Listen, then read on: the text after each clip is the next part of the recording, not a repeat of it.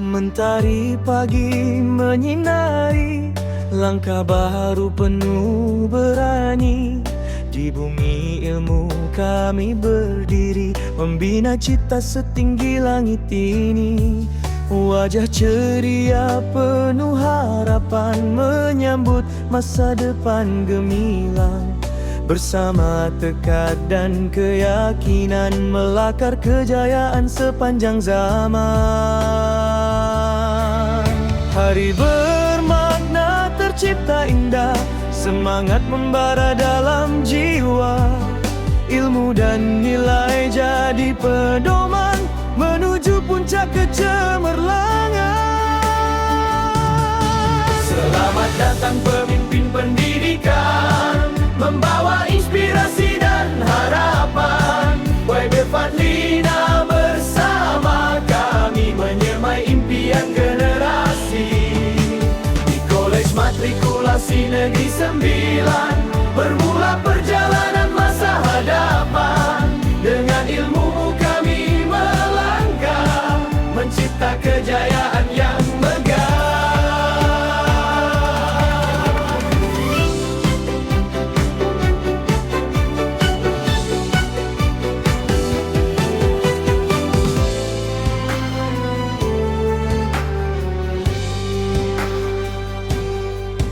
Dari seluruh pelosok negara berkumpul dalam satu keluarga, menuntut ilmu penuh makna, menjadi insan berguna bangsa.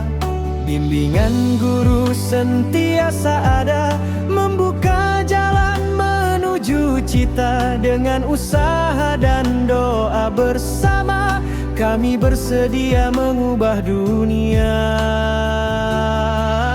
Terima kasih atas kepercayaan pada anak bangsa masa depan.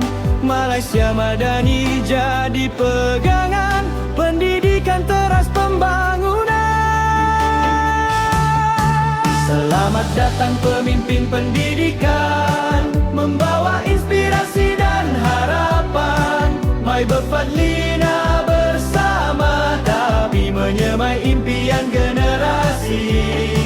Di Kolej Matrikulasi Negeri 9 bermula perjalanan masa hadapan. Kaanjun 2026 menjadi kenangan penuh gemilang.